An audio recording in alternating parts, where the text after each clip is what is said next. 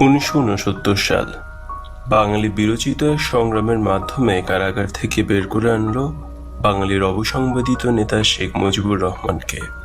তথাকথিত আগরতলা ষড়যন্ত্র মামলার অভিযোগে পাকিস্তান সরকার এক প্রহসনমূলক বিচার করছিল শেখ মুজিবুর রহমান সহ সামরিক বেসামরিক বাঙালি কিছু লোকের। কিন্তু বাংলার মানুষ এই মামলা এবং বিচার গ্রহণ করেনি। শুধু তাই নয়, এই মামলা এবং বিচারের বিরুদ্ধে তীব্র গণ আন্দোলন করে বাঙালিরা পাকিস্তান সরকারকে বাধ্য করলো এই মামলা প্রত্যাহার করতে এবং শেখ মুজিব সহ সকল অভিযুক্ত ব্যক্তিকে নিঃশর্ত মুক্তি দিতে। তখন বাংলাদেশ ছিল পাকিস্তানের উপনিবেশ। আমাদের এই দেশের নাম ছিল পূর্ব পাকিস্তান। স্বাধীনতার পরেই আগরতলা ষড়যন্ত্র মামলার অভিযুক্ত ব্যক্তিদের সাথে মিলেমিশে যতটুকু জানা যায় তা হলো, পাকিস্তান যে আমাদের উপনিবেশ বানিয়ে রেখেছিল এবং ধর্মের নামে বাঙালিদের শোষণ করেছে, এটা তারা স্পষ্ট বুঝতে পেরেছিল। ঔপনিবেশিক শোষণ এবং বাঙালিদের, বিশেষ করে বাঙালি সৈনিকদের বঞ্চিত করার বিষয়গুলো পাকিস্তান সামরিক বাহিনীর অন্তর্ভুক্ত বাঙালিদের মধ্যে কানাঘুষা চলছিল। পাকিস্তান সেনাবাহিনীর বাঙালি সৈনিকরা তাদের প্রাপ্য পাওনা নিয়ে ভাবতে আরম্ভ করেছিল। ঠিক এমন মুহূর্তে পাকিস্তান সরকার শেখ মুজিব সহ সামরিক বেসামরিক বাঙালিদের গ্রেপ্তার করে এবং আগরতলা ষড়যন্ত্র মামলা সাজায়।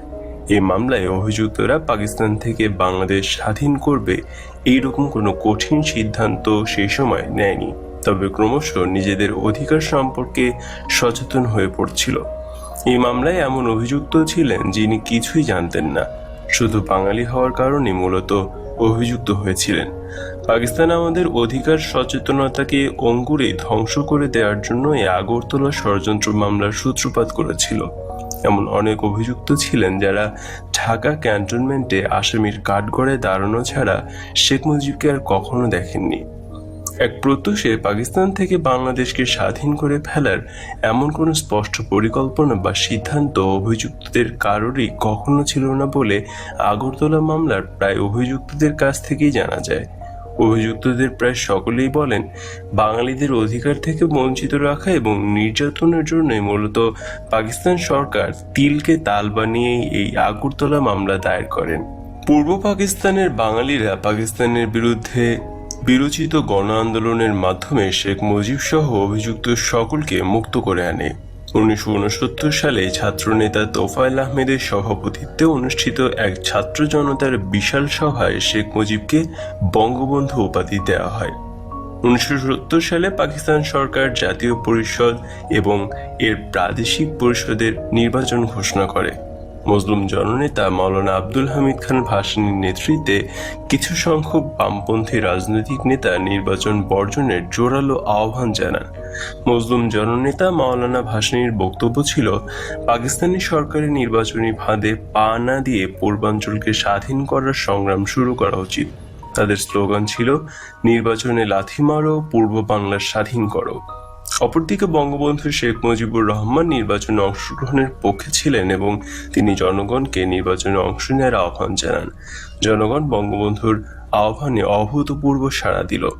গোটা পূর্ব পাকিস্তানে বঙ্গবন্ধু এবং তার দল আওয়ামী লীগের পক্ষে নির্বাচনী জোয়ার বয়ে গেল।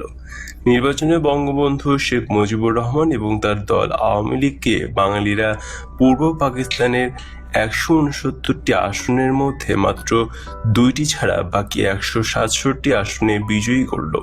মোট ভোটের শতকরা 92টি ভোট বঙ্গবন্ধু এবং তার দল পেলেন।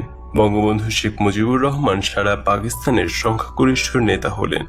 পাকিস্তানের তৎকালীন রাষ্ট্রপতি জেনারেল ইয়াহিয়া খান বঙ্গবন্ধু শেখ মুজিবকে পাকিস্তানের ভাবী প্রধানমন্ত্রী হিসেবে অভিহিত করলেন, কিন্তু পশ্চিম পাকিস্তানের সংখ্যাগরিষ্ঠ নেতা জুলফিকার আলী ভুট্টো এবং পাকিস্তানের প্রেসিডেন্ট জেনারেল ইয়াহিয়া খান বঙ্গবন্ধুকে প্রধানমন্ত্রিত্ব এবং তার দল আওয়ামী লীগকে পাকিস্তানের ক্ষমতা না দেওয়ার নানান চক্রান্ত শুরু করলেন। পূর্ব পাকিস্তানের রাজনৈতিক পরিস্থিতি হলো আগ্নেয়গিরির মতো।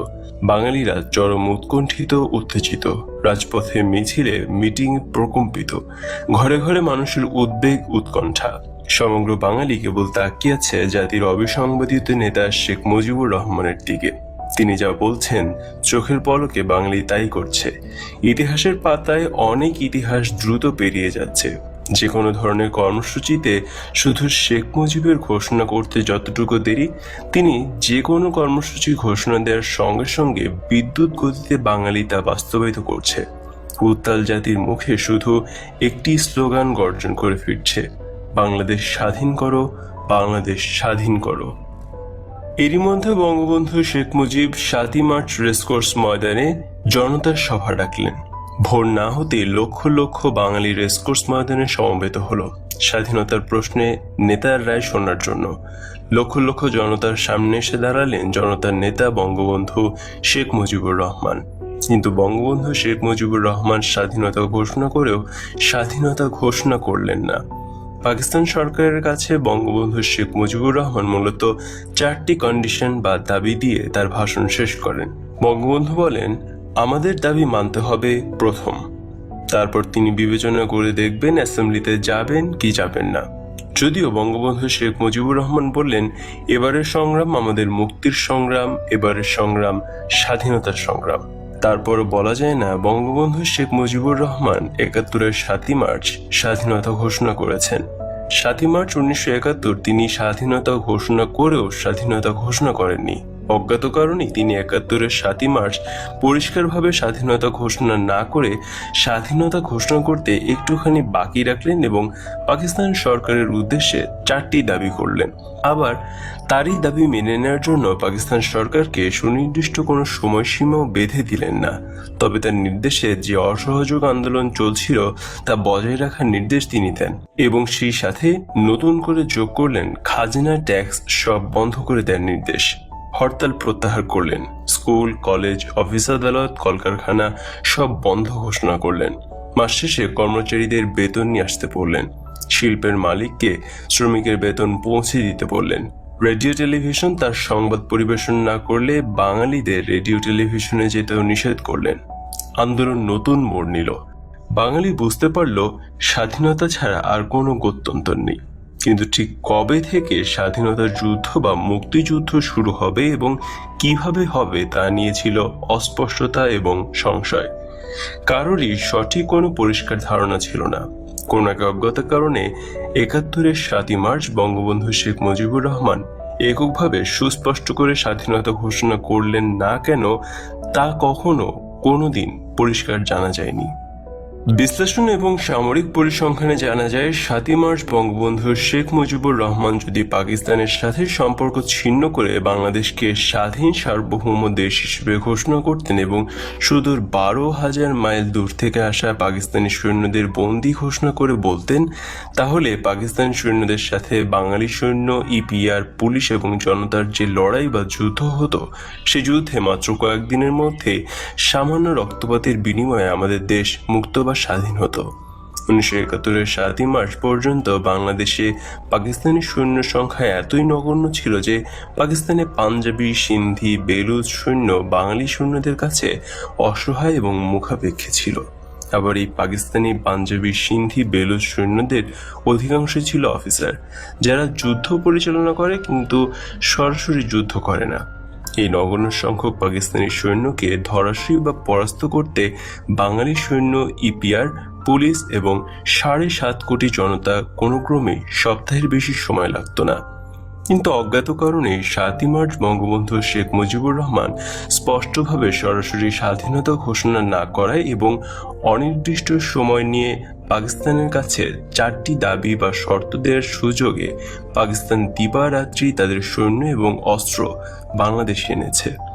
1971 সালের 7ই মার্চ পর্যন্ত বাংলাদেশে পাকিস্তানের যত নন বেঙ্গলি সৈন্য ছিল, 7ই মার্চ শেখ মুজিবুর রহমানের ভাষণের পরে পাকিস্তান বাংলাদেশে তার সৈন্য এবং অস্ত্রশস্ত্র, গোলাবারুদ বহুগুণ বৃদ্ধি করে এবং পাকিস্তানি নন বেঙ্গলি সৈন্যের সংখ্যা যখন বাঙালি সৈন্য সংখ্যার চাইতে বহুগুণ বেশি বৃদ্ধি পায়, তখনই কেবল পাকিস্তানিরা বাঙালিদের আক্রমণ শুরু করে। বঙ্গবন্ধু 7ই মার্চের ভাষণে পাকিস্তানিরা আক্রমণ করলে রাস্তাঘাট বন্ধ করে দেওয়ার কথা বলেছেন, যার যা আছে তাই নিয়ে মোকাবেলা করার কথাও বলেছেন, খাজনা, ট্যাক্স বন্ধ করে দেওয়ার কথা বলেছেন এবং বাংলাদেশ থেকে পাকিস্তানে টাকা পয়সা পাঠানো বন্ধ করেছেন। ফলে পাকিস্তান 7 মার্চ থেকে তৎকালীন ঢাকা তেজগাঁও বিমানবন্দর দিনরাত 24 ঘন্টা শুধু সৈন্য আনার কাজ ব্যবহার করেছে। পাকিস্তান আমাদের দেশ থেকে 12,000 মাইল দূরবর্তী একটি দেশ। শুধু দূরত্বটাই মুখ্য নয়, আমাদের বাংলাদেশ আর পাকিস্তানের ঠিক পুরোপুরি মাঝখানে রয়েছে পাকিস্তানের চিরশত্রু দেশ ভারত। এই মাঝখানে শত্রুভাবাপন্ন বিশাল ভারত টপকে পাকিস্তানিদের বাংলাদেশে আসা কিছুতেই সম্ভব ছিল না। প্রশ্নই ওঠে না। ভৌগোলিক কারণে অতি সহজে স্বল্প সময়ের স্বল্প প্রাণহানিতে আমাদের দেশ স্বাধীন হওয়া খুবই সম্ভব ছিল, উচিত ছিল। এমন হওয়া বিচিত্র ছিল না যে বিনা যুদ্ধে বিনা রক্তপাতে আমাদের দেশ স্বাধীন হতো।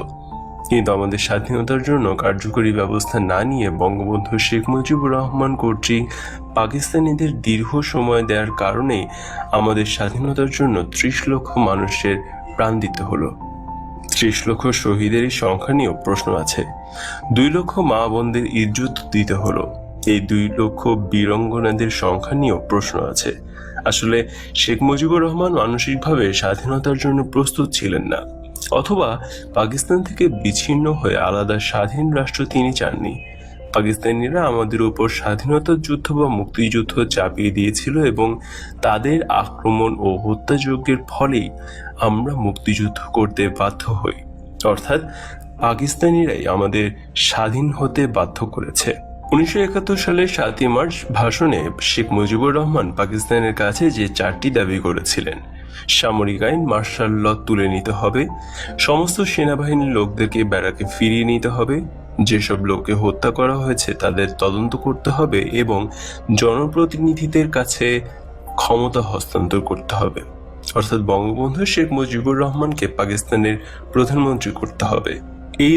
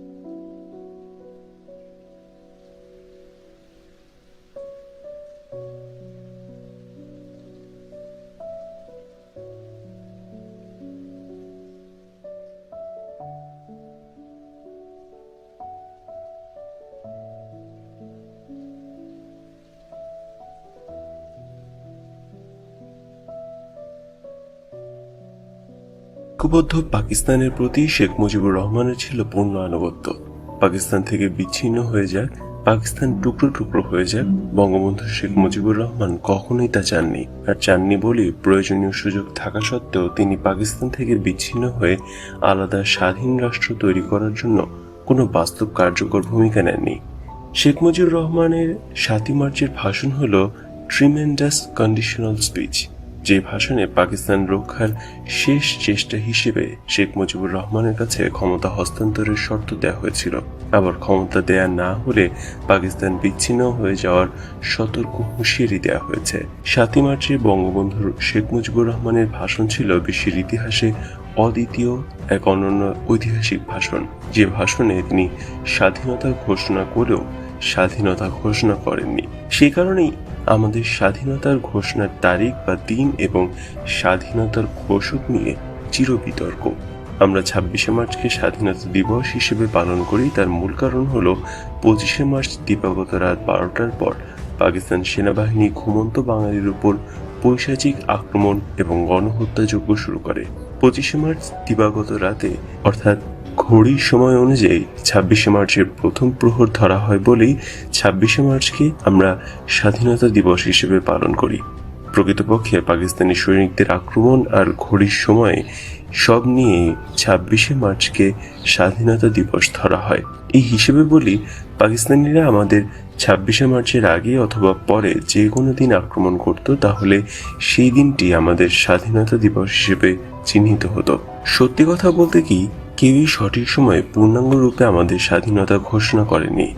যদিও বলা হয়ে থাকে 25শে মার্চ রাত 12টার পর টেলিগ্রামের মাধ্যমে বঙ্গবন্ধু শেখ মুজিবুর রহমান স্বাধীনতা ঘোষণা করেছিলেন, কিন্তু টেলিগ্রামের ওই ঘোষণার যথার্থতা খুঁজে পাওয়া যায়নি। টেলিগ্রামের মাধ্যমে বঙ্গবন্ধু শেখ মুজিবুর রহমানের স্বাধীনতার ঘোষণাটি তখনকার সময় 7.5 কোটি বাঙালির কেউ পেয়েছে বা কেউ শুনেছে আজ পর্যন্ত এমন দাবি করেনি। 23শে মার্চ হলো পাকিস্তান দিবস। এই 23শে মার্চ পাকিস্তান দিবসে তৎকালীন পূর্ব পাকিস্তান অর্থাৎ বর্তমান বাংলাদেশ সহ সারা পাকিস্তানের সকল সরকারি বেসরকারি পতাকা তোলা হতো। শহরের রাস্তাগুলো পাকিস্তানি পতাকা দিয়ে সাজানো হতো এবং রাষ্ট্রীয় এবং সামাজিক নানা অনুষ্ঠানের মধ্যে দিয়ে 23শে মার্চ পাকিস্তান দিবস পালন করা হতো। কিন্তু 71-এর 23শে মার্চ পাকিস্তান দিবসে পূর্ব পাকিস্তানের কোথাও কোনো সরকারি বেসরকারি ভবনে পাকিস্তানি পতাকা উড়ানো তো হয়নি, বরং জনগণ স্বেচ্ছায় স্বতঃস্ফূর্তভাবে এদেশের তৎকালীন পূর্ব পাকিস্তানের প্রতিটি সরকারি বেসরকারি ভবনে, প্রতিটি বাড়িঘরে, রাস্তাঘাটে, গ্রাম বাংলার কাছে, গাছে, এমনকি বঙ্গবন্ধু শেখ মুজিবুর রহমানের বাসভবনে সবুজের মাঝে লাল বৃত্তের উপর হলুদ রঙের মানচিত্র খচিত স্বাধীন বাংলার পতাকা উড়িয়ে দিয়ে পাকিস্তানের যবনিকাপাত ঘটালো। পাকিস্তান দিবসে পাকিস্তানি পতাকা উড়ল না, পাকিস্তানি সৈন্যরা কুচকাওয়াজ করল না, পাকিস্তানের কোনো অস্তিত্বই খুঁজে পাওয়া গেল না। তারপরও বঙ্গবন্ধু শেখ মুজিবুর রহমান স্বীকৃত পন্থায় সোজাসুজি স্পষ্ট না করে বাঙালির স্বাধীনতা ঘোষণা করেননি। কি এক অজ্ঞাত কারণে শেখ মুজিবুর রহমান মুখ খুলেননি, নীরব ছিলেন।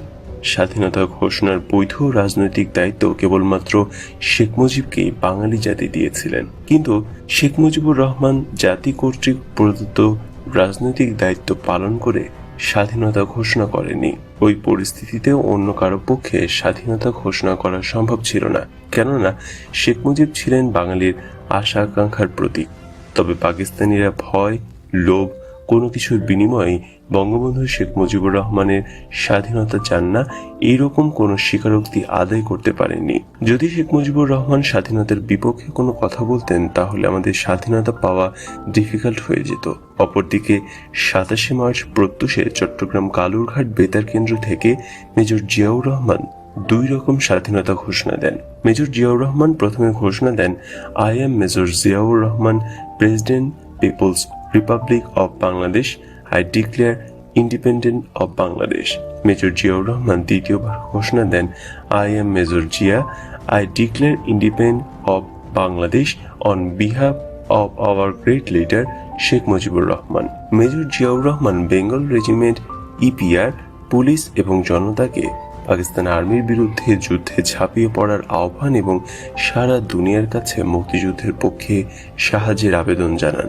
যদিও জিয়াউর রহমানের 27শে মার্চের সকালে এই ঘোষণা দেওয়ার আগে 25শে মার্চ দিবাগত গভীর রাতে অর্থাৎ ঘড়ির সময় অনুযায়ী 26শে মার্চ প্রথম প্রহরে ঢাকাতে ইপিআর এবং পুলিশ পাকিস্তানিদের বিরুদ্ধে যুদ্ধ শুরু করে দেয়। পাকিস্তানি সৈন্যরা ঢাকার রাজারবাগ পুলিশ হেডকোয়ার্টার এবং ঢাকার পিলখানায় ইপিআর হেডকোয়ার্টারে আক্রমণ করলে ইস্ট পাকিস্তান রাইফেল অর্থাৎ আজকের বিডিআর এবং পুলিশ পাকিস্তানিদের কাছে আত্মসমর্পণ না করে পাল্টা আক্রমণ করে এবং আমরা ছাত্র জনতা ওই রাতে ঢাকার বিভিন্ন থানা থেকে পুলিশের রাইফেল এনে পাকিস্তানিদের বিরুদ্ধে যুদ্ধের প্রস্তুতি নেই। কিন্তু আমাদের রাইফেল চালানোর প্রশিক্ষণ না থাকায় আমরা পাকিস্তানিদের বিরুদ্ধে ওই রাতে যুদ্ধ শুরু করতে পারিনি। ইপিআর এবং পুলিশের ওই রাতের যুদ্ধটা ছিল মূলত আত্মরক্ষার্থে। কারো কোনো প্রকার নির্দেশ বা ঘোষণা ছাড়াই ইপিআর এবং পুলিশ পাকিস্তানিদের বিরুদ্ধে 25শে মার্চ দিবাগত গভীর রাতে যুদ্ধ শুরু করে দিয়েছিল। তারপরও বলা চলে মেজর জিয়াউর রহমানের 27শে মার্চের সকালের স্বাধীনতা ঘোষণায় মুক্তিপাগল গোটা জাতি ভীষণভাবে আশান্বিত হয়েছিল, অনুপ্রাণিত হয়েছিল।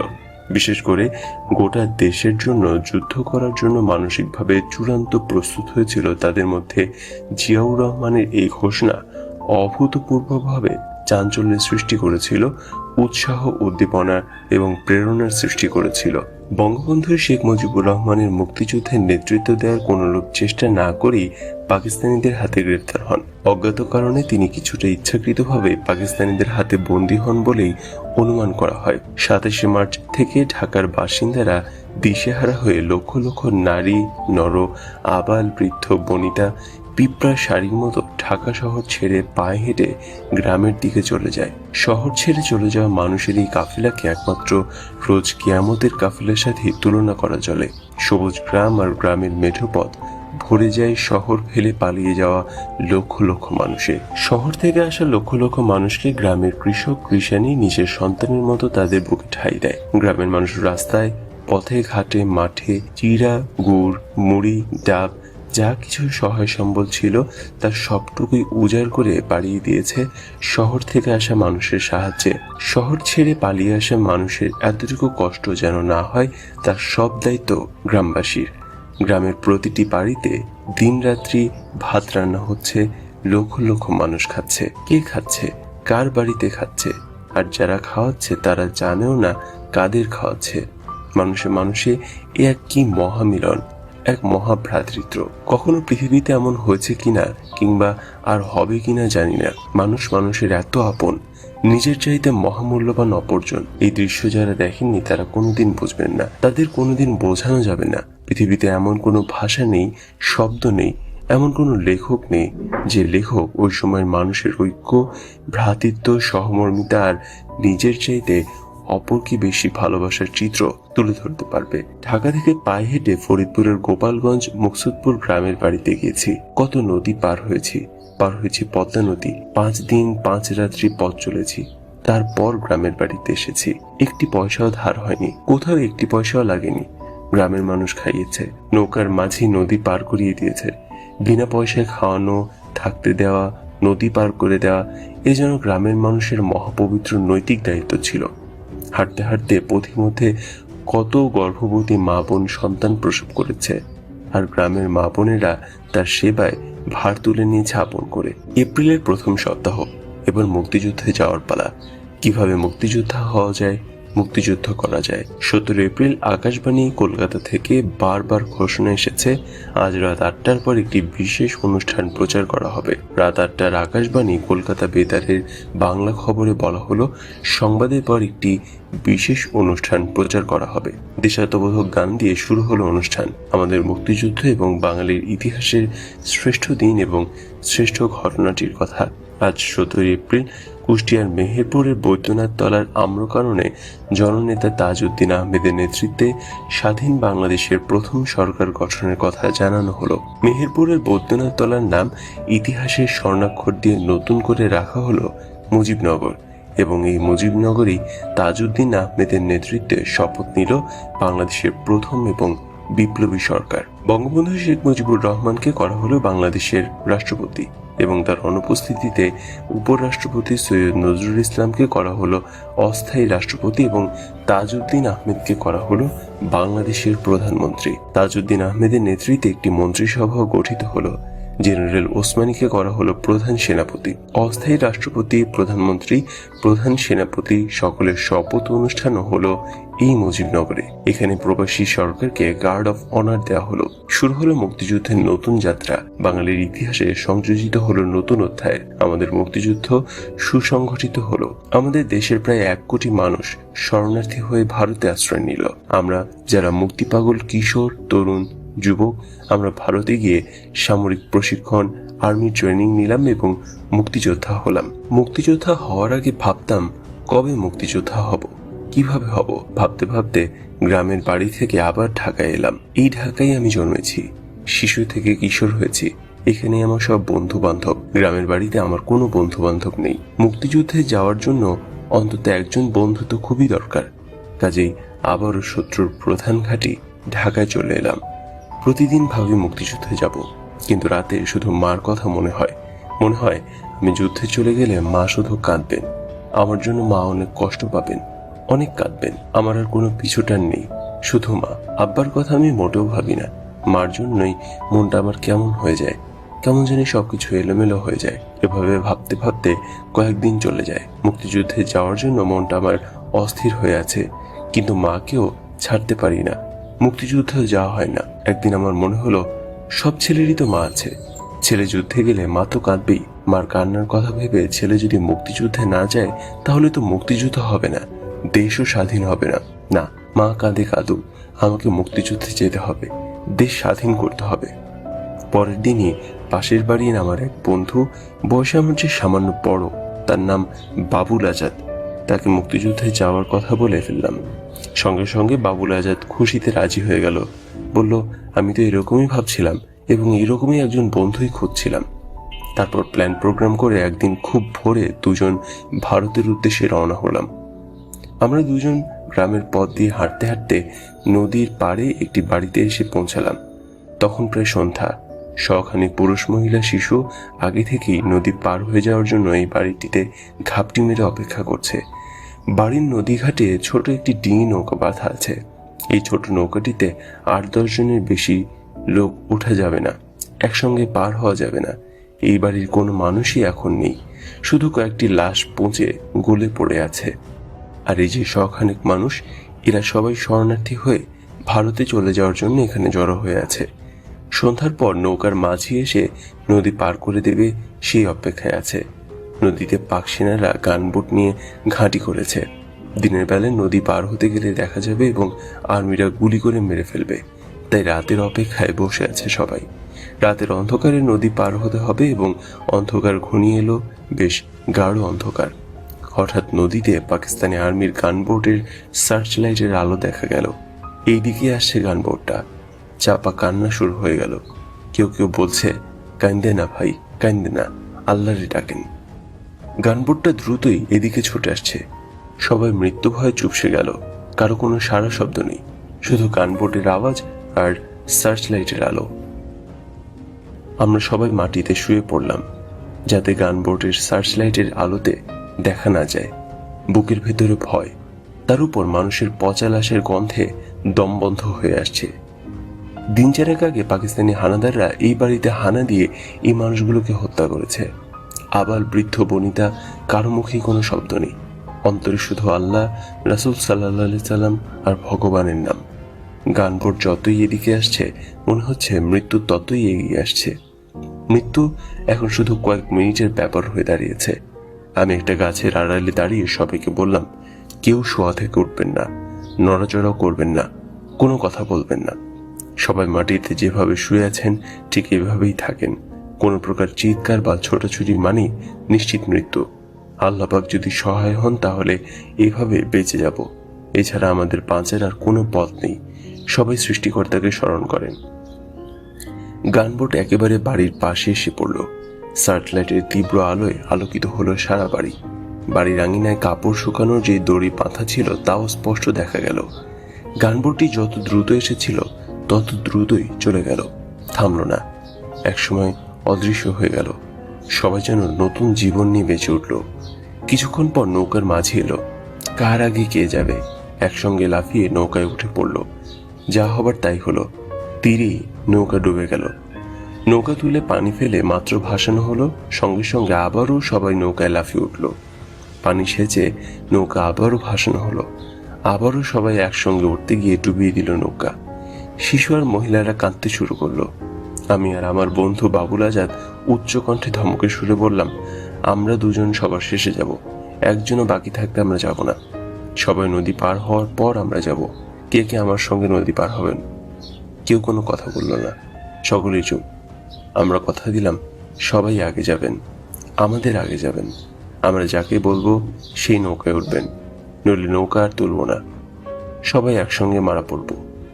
জনকয়েক বলে উঠল, ঠিক আছে, আপনারাই ঠিক করে দেন কে কখন উঠবে। কেউ কেউ বলে উঠল, আবার নিজেরাই আমাদের ফেলে চলে যান না। বললাম, দেখতেই তো পাবেন যাই কিনা, কাউকেই ফেলে আমরা যাব না।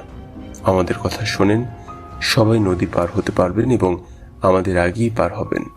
আবারও নৌকা তুলে পানি ফেলে নৌকা জাগালাম। ডান দিক থেকে এক এক করে 9 জন করে নৌকায় তুললাম। নৌকা ছেড়ে গেলে নামিয়ে দিয়ে আবারও নৌকা ফিরে এলো। শেষ ট্রিপে আমরা 2 জন সহ 5 জন নৌকায় উঠে নদী পার হলাম। সীমান্তের কাছাকাছি বাতেন ভাই নামে এক ভদ্রলোকের বাড়িতে রাত্রি কাটানোর পর সকালবেলায় আমার বন্ধু বাবুল আজাদ কান্না জুড়ে দিল। সে ঢাকায় ফিরে আসবে, আবার আমাকে সঙ্গে নিয়ে ফিরে আসবে। বাবুল আজাদ কাঁদতে কাঁদতে বলতে থাকলো, রাত্রে স্বপ্নে দেখছি মা বলছে ফিরে আয়। রিম্মিকে স্বপ্নে দেখেছি। রিম্মি হলো বাবুল আজাদ আর আমার বাসার ঠিক উল্টো দিকের বাসার মস্ত বড় এক ধনী লোকের মেয়ে। বাবুল আজাদের প্রেমিকা, খুবই ভালো মেয়ে, সব দিক দিয়েই ভালো। আচার ব্যবহার অমায়িক, দেখতে সুন্দরী, ভালো ছাত্রী, সবার প্রিয়। বেচারা রিম্মির অকাল মৃত্যু হয়েছে। আল্লাহর কাছে দোয়া করি রিম্মি যেন বেহেশতে যান। বাবুল আজাদ বলল, স্বপ্নের ভিতর রিম্মি আমাকে বলেছে, বাবুল তুমি যুদ্ধে যেও না, তুমি মরে গেলে আমাকে কে ভালোবাসবে? আমি কাকে ভালোবাসবো? তুমি ছাড়া আমি কাউকে ভালোবাসতে পারবো না। তুমি ফিরে এসো, নইলে আমাকেও নিয়ে যাও। ইত্যাদি ইত্যাদি বলতে বলতে সে কি কান্না বাবুল আজাদের। আমার কাছে বাবুলের দাবি, চলো আমরা ঘরে ফিরে যাই। কান্না যখন কিছুতেই থামাতে পারলাম না, তখন বললাম, তুই ফিরে যা, আমি ফিরে যাব না, আমি যুদ্ধে যাব। বাবুলের উত্তর, আমি তোকে ফেলে একা ফিরে যাব না, চল দুজনেই ফিরে যাই। আমি বললাম, না আমি ফিরে যাব না, তুই ফিরে যা। সেও বলল, না আমি তোকে ছাড়া ফিরে যাব না। বাবুল আমাকে সঙ্গে নিয়ে ঘরে ফিরে আসবে, আমি ফিরে আসবো না। বাবুলের কান্না থামে না। এক পর্যায়ে বললাম, সীমান্তের কাছেই তো চলে এসেছি, চল আর একটু সামনে গিয়ে দেখি কি হচ্ছে, তারপর না হয় ফিরে আসবো। এরপর বাবুল আজাদ রাজি হলো, কান্না থামালো। আমরা এবার সীমান্ত লক্ষ্য করে চলতে শুরু করলাম। যতই সীমান্তের কাছে যাচ্ছি ততই বেশি করে গোলাগুলির আওয়াজ শোনা যাচ্ছে। অনেক চড়াই উতরাই পার হয়ে দুজন বন্ধু মিলে ভারতের ত্রিপুরা রাজ্যের রাজধানী আগরতলায় গিয়ে পৌঁছলাম। পথের অনেক কাহিনী, সব লিখলে ফুরাবে না। ভারতের যে জায়গায় আমরা গিয়ে উঠলাম সে জায়গাটা বেশ উঁচু পাহাড়ের মতো, তবে পাহাড় না। এক জায়গায় উঠেই দেখি পোশাক পরা 4-5 জন আর্মি একটি বাংকারে দাঁড়িয়ে আছে এবং আরো 7-8 জন আর্মি দাঁড়িয়ে মানুষের সঙ্গে কথা বলছে। দেখি তো আমার আত্মারাম খাঁচছাড়া হয়ে গেল। আমি কোথায় এলাম? যে আর্মির ভয়ে সারা পথ কত কষ্ট করে এলাম, আর এখানে এসে সেই আর্মির একেবারে মুখের সামনে দাঁড়িয়ে পড়লাম। ভয় আমি হিম হয়ে গেলাম। কিছু সময় জ্ঞানশূন্য থাকলাম, তারপর ধীরে ধীরে তাকিয়ে দেখলাম জনগণের মাঝে কোনো প্রতিক্রিয়া নেই, সবাই যার যার কাজে ব্যস্ত। আমি ভীষণ অবাক হলাম, স্বপ্ন দেখছি না তো? পরে বুঝলাম, ও এটাই তো ভারত। এরা ভারতীয় আর্মি। পৃথিবীর সব দেশের আর্মির পোশাকই যে এক, সেটা আমার জানা ছিল না। আমরা শরণার্থী ক্যাম্পে বা শিবিরে না গিয়ে সোজা কলেজ টিলায় চলে গেলাম। কলেজ টিলা মানে আগরতলা MBB কলেজ ক্যাম্পাস। এই কলেজ টিলাতেই বাংলাদেশের প্রাক্তন এবং বর্তমান ছাত্র নেতারা থাকেন। এখানেই ছাত্র সংগ্রাম পরিষদের অফিস। শেখ ফজলুল হক মনির নেতৃত্বে প্রাক্তন সম্পাদক, আওয়ামী লীগের প্রতিষ্ঠাতা, চেয়ারম্যান, দৈনিক বাংলার বাণী এবং দৈনিক টাইমস পত্রিকার সম্পাদক বঙ্গবন্ধু শেখ মুজিবের ভাগ্নে আ.স.ম. রব, আব্দুল কুদ্দুস মাখন, M.A. রশিদ, শেখ ফজলুল কবির সেলিম, মিজানুর রহমান মিজান প্রমুখের তত্ত্বাবধানে কলেজ টিলা থেকে বাংলাদেশের ছাত্রদের তালিকাভুক্ত করে সামরিক প্রশিক্ষণ নেয়ার জন্য ভারতের বিভিন্ন ক্যাম্পে পাঠানো হতো। এই কলেজ টিলাতে গিয়ে আমরা মনি ভাই, মাখন ভাই, রশিদ ভাই এবং মিজান ভাইয়ের সাথে দেখা করলাম। তারা বললেন, যতদিন ট্রেনিংয়ে যাওয়া না হয় এখানে থাকো। আমরা সারাদিন আগরতলায় ঘুরে বেড়াই, রাতে কলেজ টিলায় ঘুমাই। এমনি করে প্রায় মাসখানেক চলে গেল। আমরা সঙ্গে করে বাড়ি থেকে যে টাকা পয়সা এনেছিলাম তা শেষ হওয়ার উপক্রম হলো। এদিকে ট্রেনিংয়ে যেতে আরো বেশ কিছুদিন অপেক্ষা করতে হবে। এই অবস্থায় বন্ধু বাবুল আজাদ একদিন বলল, দোস্ত তুমি থাকো, আমি ঢাকায় যাই, গিয়ে বাড়ি থেকে টাকা নিয়ে আসি। আমি সঙ্গে সঙ্গে বাবুলের প্রস্তাব প্রত্যাখ্যান করলাম। বললাম, না, ট্রেনিংয়ে যতদিন না যাই ততদিন খেয়ে না খেয়ে কষ্ট করে থাকবো। খাওয়ার দরুন কষ্টে পড়ে গেলাম। দিনে এক মুঠো ভাত পাই তো পাই না অবস্থা। আর বাবুলের প্রতিদিনই একই কথা, তুই থাক, আমি ঢাকায় যাই, টাকা পয়সা নিয়ে আসি। আমি বলি, না, তুই ঢাকায় ফিরে গেলে আর আসবি না। বাবুল আমাকে বোঝায়, দেখ দোস্ত, আমি যদি এখান থেকে চলে যেতে চাই তাহলে কি চলে যেতে পারি না? তুই কি আমাকে আটকে রেখেছিস? আমি চলে যেতে চাইলে তো যে কোনো সময় চলে যেতে পারি। তোকে বলে যাওয়ার কোনো দরকার আছে? আমি এই জন্যই তোকে বলে যেতে চাই যাতে তুই মন খারাপ না করিস। তুই বিশ্বাস কর, আমি কথা দিলাম ঠিকই ঢাকায় গিয়ে মার কাছে টাকা পয়সা নিয়ে আবার তোর কাছে ফিরে আসব। আমি বাবুলের কথা বিশ্বাস করলাম না।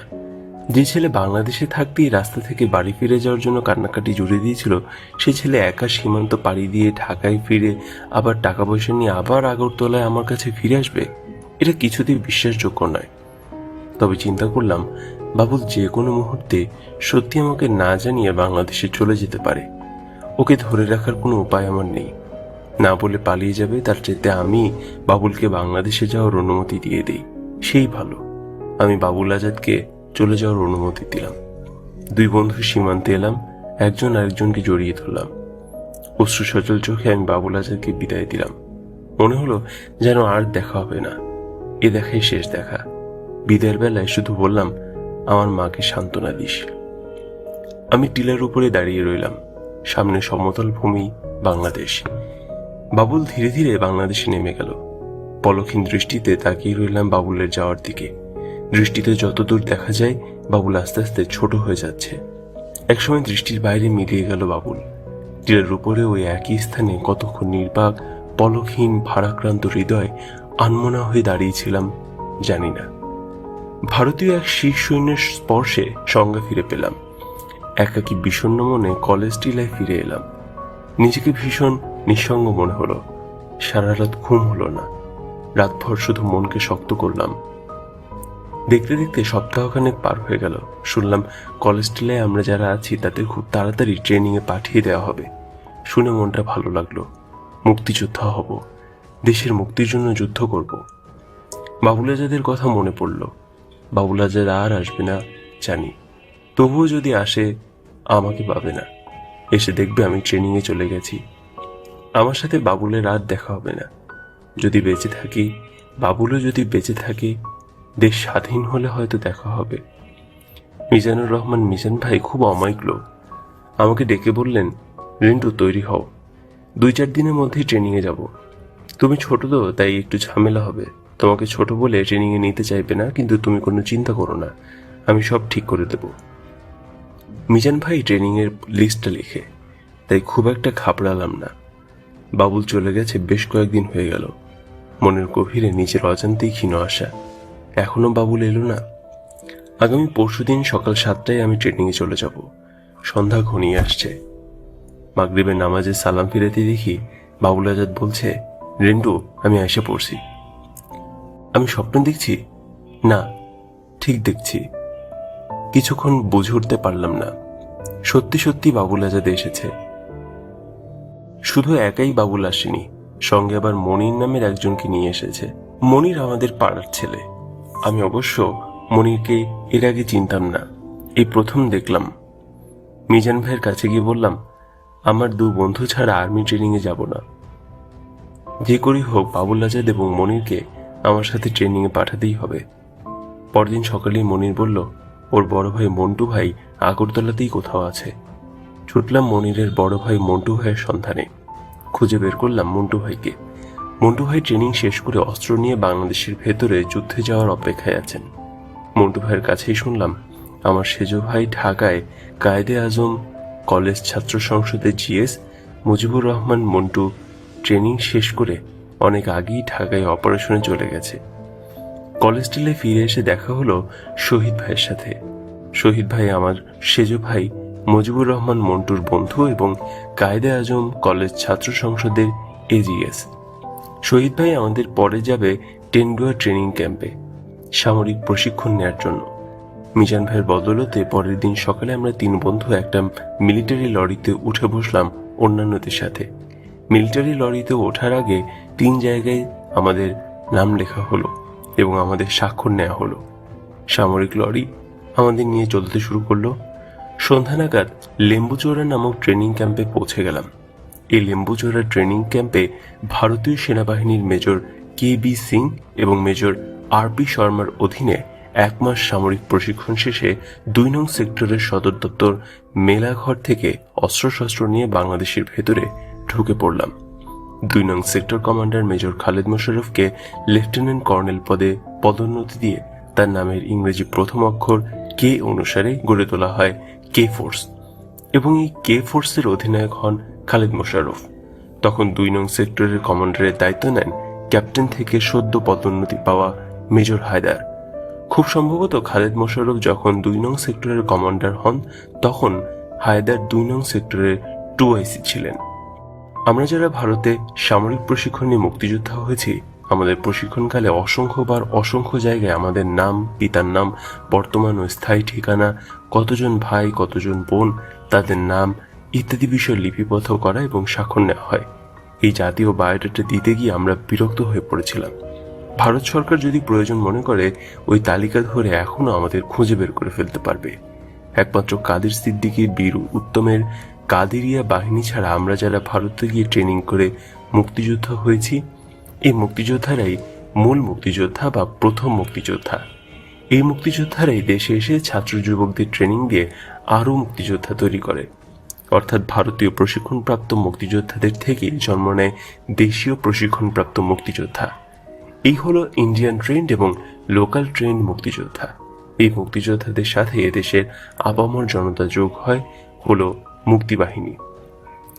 যদি মুক্তিবাহিনী বলা হয় বা ধরা হয় তাহলে কেবলমাত্র রাজাকার, আলবদর, আল-শামস ব্যতীত সকল বাঙালি মুক্তিবাহিনী। যেমন সেনাবাহিনীর সকল সদস্যই যুদ্ধ করে না। সেনাবাহিনীর ইঞ্জিনিয়ারিং কোরের লোকদের দায়িত্ব হচ্ছে ব্রিজ, কালভার্ট, পুল ইত্যাদি তৈরি করা, যুদ্ধ করা নয়। আবার সেনাবাহিনীর মেডিকেল কোর বা সিগন্যাল কোর এর সদস্যরা যুদ্ধ করে না। মেডিকেল কোরের দায়িত্ব হচ্ছে আহত সৈনিকদের চিকিৎসা করা, যুদ্ধ করা নয়। সিগন্যাল কোরের দায়িত্ব হচ্ছে সিগন্যাল দেয়া, যুদ্ধ করা নয়। সেনাবাহিনী সাপ্লাই কোরের লোকেরা যুদ্ধ করে না, কিন্তু যুদ্ধের রসদ, গোলাবারুদ, খাবার ইত্যাদি সবকিছু সাপ্লাই করা বা পৌঁছে দেওয়ার দায়িত্ব হচ্ছে সাপ্লাই কোরের। সেনাবাহিনীর পদাতিক, ইনফ্যান্ট্রি, গোলন্দাজ অর্থাৎ আর্টিলারি ইত্যাদি কোরের কাজ হচ্ছে যুদ্ধ করা। সেনাবাহিনীর পদাতিক, গোলন্দাজ ইত্যাদি কোরের কাজ শত্রুকে আক্রমণ করা বা শত্রুর আক্রমণ প্রতিহত করা, অর্থাৎ সাধারণ ভাষায় যুদ্ধ করা। Engineering core, signal core, medical core, supply core ইত্যাদি সকল কোর মিলেই হয় সেনাবাহিনী। এখন যদি ইঞ্জিনিয়ারিং কোরের লোকেরা ব্রিজ বা পুল না বানিয়ে দেয় তাহলে সৈনিকেরা নদী পার হতে পারবে না। মেডিকেল কোর চিকিৎসা না করলে আহত সৈনিক সুস্থ হতে পারবে না। সিগন্যাল কোর সিগন্যাল না দিলে সৈনিকেরা বুঝতে পারবে না। সাপ্লাই কোর সাপ্লাই না দিলে সৈনিকরা গোলাবারুদ পাবে না, খাবার পাবে না। যুদ্ধ করতে হলে উল্লেখিত সকল কিছু চাই।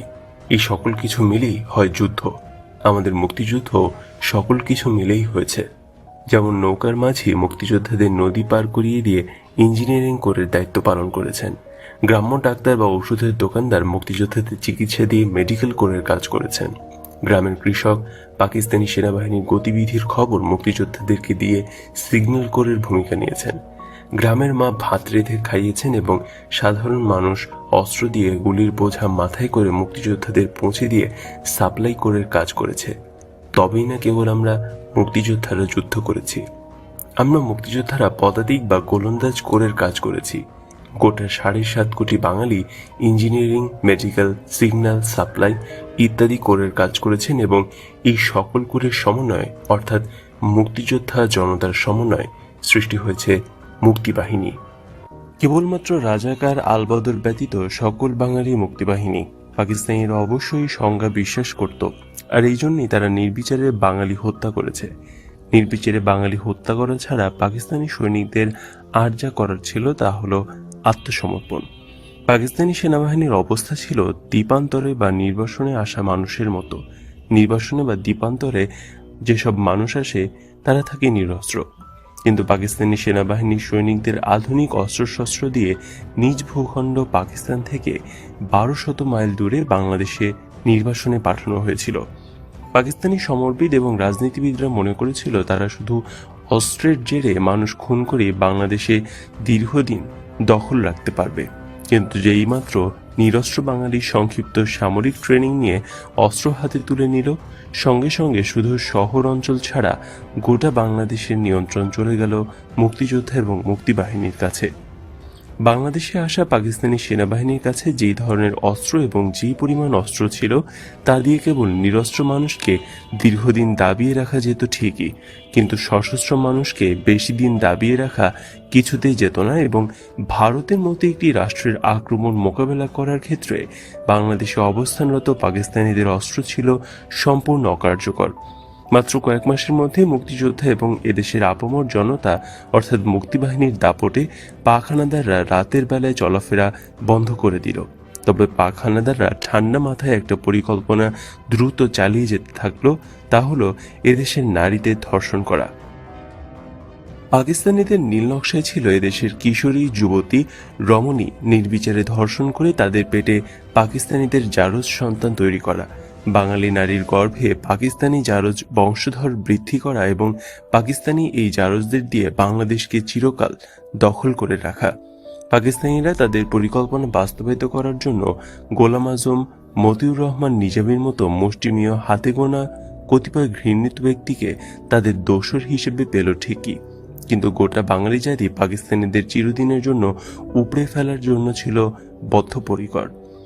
অপরদিকে ভারতের প্রধানমন্ত্রী শ্রীমতী ইন্দিরা গান্ধী সরকার এবং ভারতের জনগণ বাঙালির জন্য বাংলাদেশের স্বাধীনতার জন্য তাদের সকল ধরনের সাহায্যের দুয়ার খুলে দিল অকৃপণভাবে। মুক্তিযুদ্ধের 9 মাসের মাথায় ভারতের সাথে পাকিস্তানের যুদ্ধ বেঁধে গেল। একদিকে মুক্তিযোদ্ধা জনগণ মিলে 7.5 কোটি মুক্তিবাহিনী, তার সাথে যোগ হলো ভারতীয় সেনাবাহিনী। মুক্তিবাহিনী আর ভারতীয় বাহিনী মিলেমিশে হলো মিত্রবাহিনী।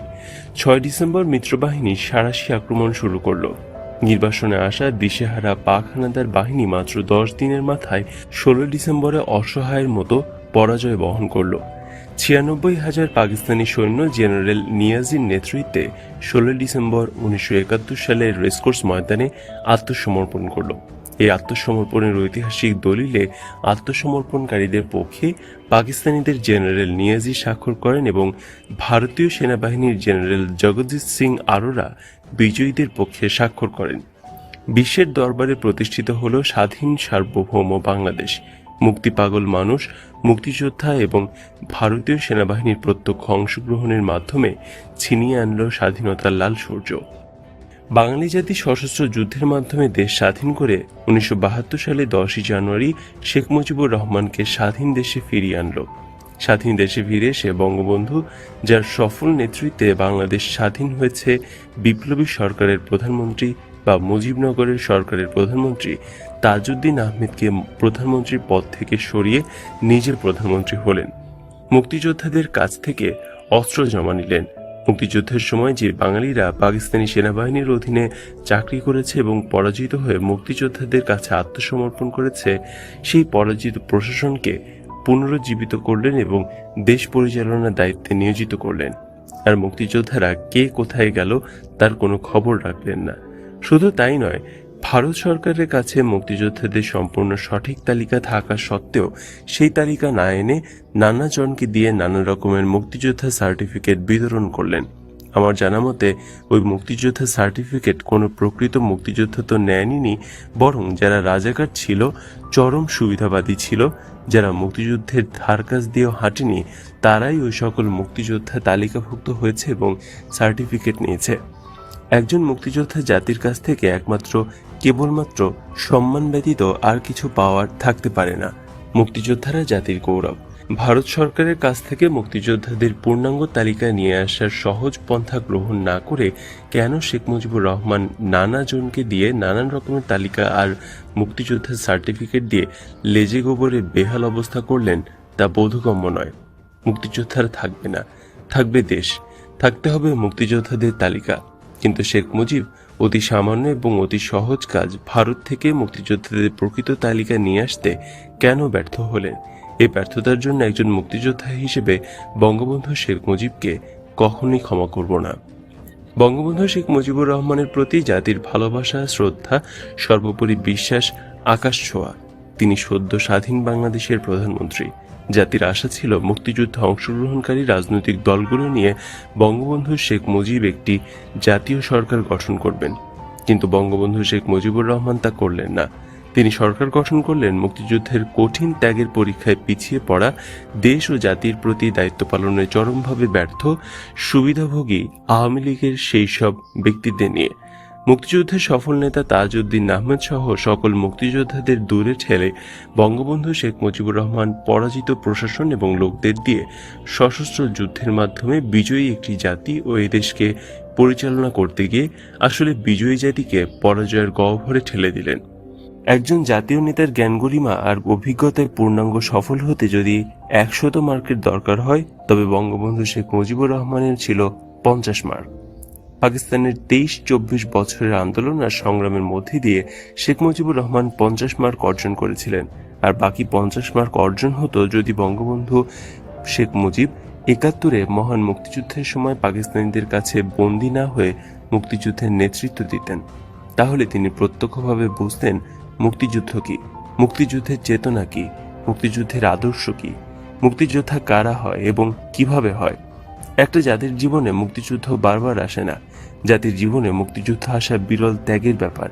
একমাত্র মুক্তিযুদ্ধের মাধ্যমে একটি জাতি দেহ মনে মাথা তুলে দাঁড়ায় এবং পুরনো ধ্যান ধারণা, পুরনো সকল ব্যবস্থা, সংকীর্ণ সকল চিন্তা ঝেড়ে ফেলে নতুন জাতি জন্ম নেয়।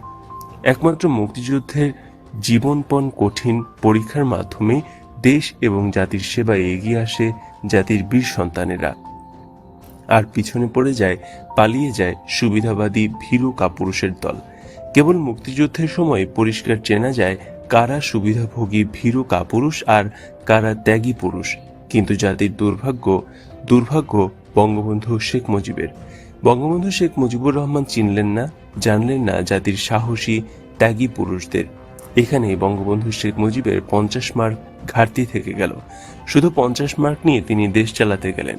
পাকিস্তানিরা যুদ্ধে পরাজিত হলো, বন্দী হলো, কিন্তু তাদের পরাজিত দাবিদারি বাঙালি প্রশাসনটা শুধু অক্ষতই রাখলেন না, বরং বিজয়ী বাঙালি জাতির মাথার উপর পুনরায় চাপিয়ে দিলেন। তিনি দলে এবং প্রশাসনে মুক্তিযোদ্ধাদের তেমন স্থান দিলেন না। একসময় যারা বঙ্গবন্ধু শেখ মুজিবের দলে ছিল তারা বিভক্ত হলো, জাতীয় বিভক্ত হলো, বাড়তে থাকলো নিরাশার সংখ্যা। হতাশা আর নিরাশার ভেতর দিয়ে সময় বয়ে যেতে থাকলো। এদেশের কৃষক, শ্রমিক, ছাত্র জনতা এবং সাধারণ মানুষ জীবনপণ করে যুদ্ধ করেছে।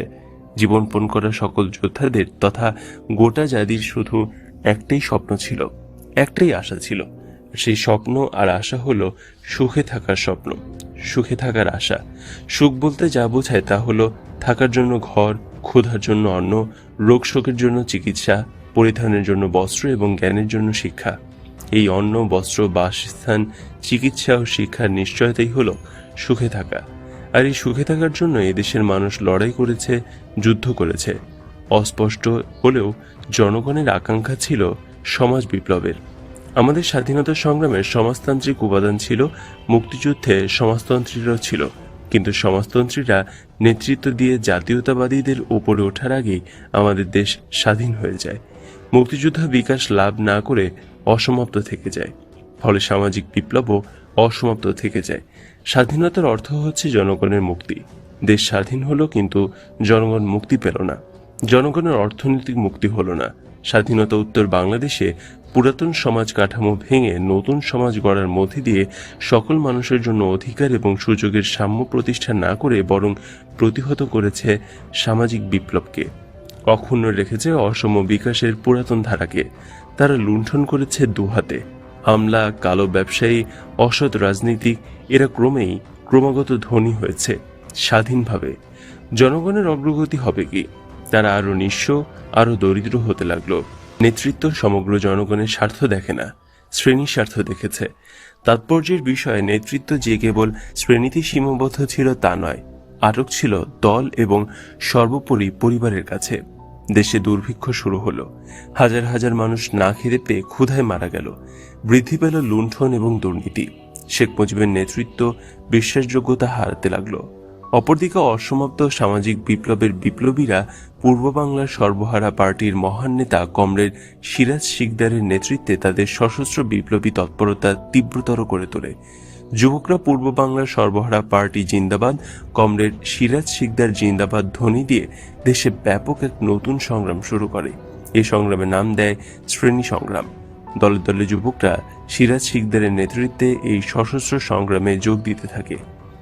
আদিকাল থেকে শিক্ষিত এবং ধনী পরিবারের সিরাজ শিকদার জন্মগ্রহণ করেন। সিরাজ শিকদার খুব মেধাবী ছাত্র ছিলেন এবং নিজে বিএসসি সিভিল ইঞ্জিনিয়ার ছিলেন।